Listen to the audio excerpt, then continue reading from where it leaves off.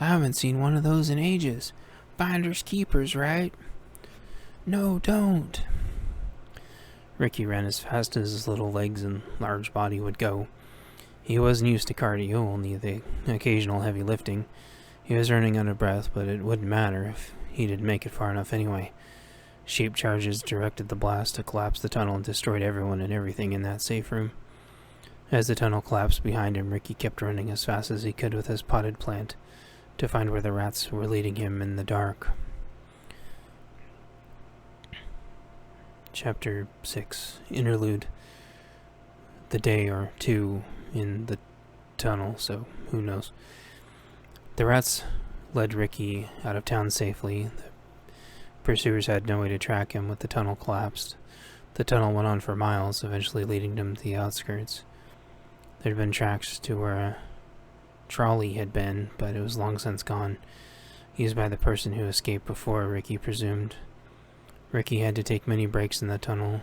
He took the time to load his shotgun, including a round in the chamber. There were many types of shells. Ricky could tell by the weight. He wasn't sure what each was, though, as they were packed tight. He loaded what he felt were the lightest for now, not expecting long-distance engagements. Some of the heavier loads, which felt like slugs, he put on the side saddle. He realized a second saddle was on the buttstock next to the cheek riser. He put a 4mm, a few more shells on that to balance it out evenly. The shotgun would be heavy to a normal person, but to Ricky this gave a solid weight, like wearing a seatbelt on a car going a good speed way back when. He realized he missed the feeling and put some shells he figured were buckshot on the sling through the little loops and then tucked it back in his jacket. Ricky was also very hungry from the trek and took time to eat another MRE. He only had one rat with him, his big rat buddy Mortimer. They shared the MRE together. Ricky needed water too, though. The rat shared with him the locations of water that was naturally filtered, running down the side of the tunnel wall. Ricky was very thankful, and Mortimer explained that they stick together and make a good team. Ricky agreed. These rats had saved his life already so many times ever since this began the last day or two. Ricky had lost track of what day and time it was based on being in the tunnel for so long. The other rats already having long since found their way out. Eventually, after a few meals and some rest, Ricky made it out of the tunnel and into the daylight. Chapter 7. Greenery. Day 2. Night. The sun was setting. Ricky had been walking for a long time.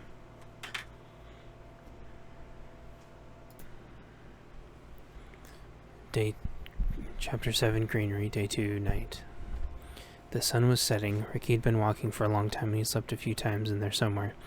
He'd eaten a few times as well, so he figured it was the second day since the flooding.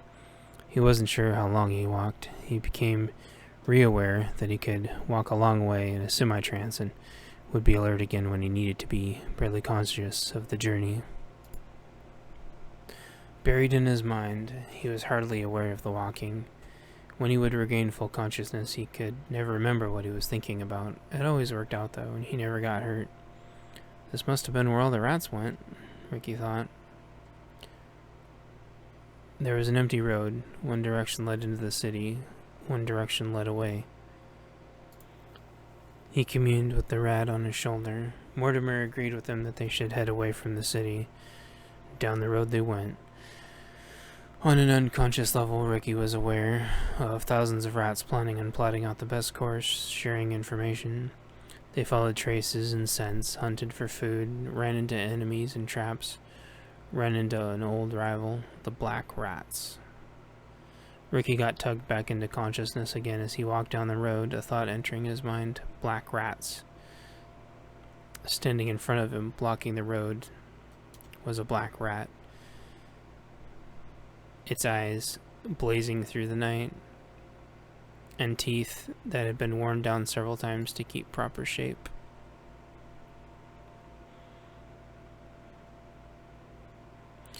Rats unfortunately had to keep chewing nearly non-stop, or their teeth would keep growing into a curl, and it was a very, very, very painful way to go.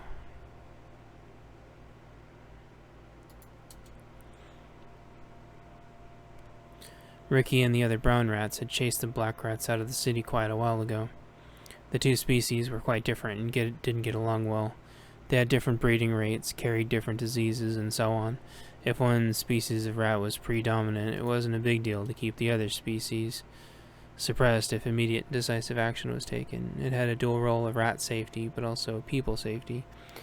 People were more or less tolerant of brown rats, even the giant sewer varieties, but black rats would cause the city to go into a panic. The mass extermination would affect both populations, leaving a vacuum. Ricky remembered helping with this, helping to keep their numbers down as well. Ricky and Mortimer had killed many black rats, and eventually they were driven entirely from the city. The outcasts must have ended up here.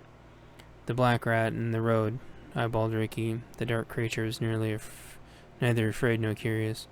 It wasn't sick, nor was it hungry. It seemed to be asking a question. "What are you doing here?" "We got chased out." "Welcome to the club." "The flood?" "Yes, there was a flood. It has affected the black rats as well." Ricky thought for a moment about the situation. "We don't need to fight out here. The black rats could have huge numbers. The brown rats wouldn't survive if the black rats had been out here breeding for however many months it's been." There seemed to be a reluctance from the black rat, as if the situation wasn't in its favor either. It was as if it couldn't decide whether to bluff, act confident, or overcompensate. Ricky sensed this and tried to explain to the rat, who wouldn't move from the middle of the road. "We aren't here to fight you. We realize we're in your home now and at your mercy." Ricky tried to word it to appeal to their pride. It seemed to work, and the black rat seemed to hold its head a little bit higher. Ricky continued, "We humbly request that we're allowed safe passage to follow our own path." The black rat seemed to think to itself, then trotted off without a word. Ricky continued walking throughout the night. The town was completely barren, chewed down to the wood of every single thing edible by rats. In his unconscious, Ricky saw barrels with revolving lids and starved rats stuck inside that had eaten each other to the last and then starved. He saw empty grain stores destroyed by rats. The gardens were gone, eaten by rats. The soy-based cords of every vehicle in the area, eaten by rats.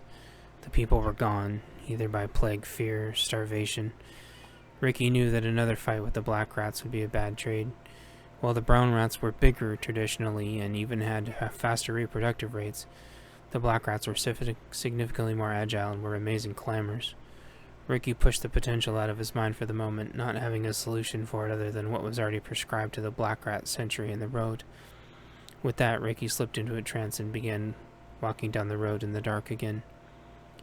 Black rats stopped fighting us, linking up with other brown rats displaced from huge flooded basin, regrouping. Ricky thought he was heading towards a light in the dark, somewhere with power. He turned around. The city didn't have power. What had happened?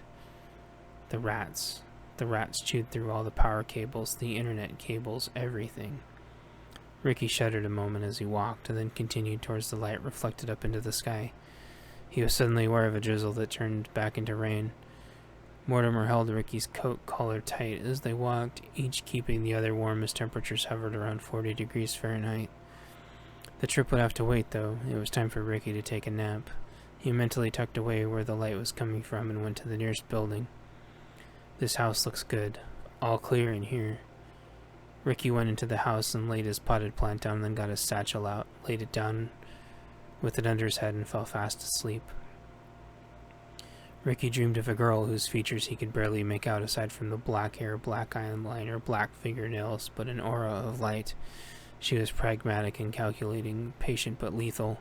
She stared at him as he slept, not menacing or threatening, but judging, assessing. She had something cradled in her arms, but he couldn't see it in the shadows. She stared at him for a while, and Ricky let her.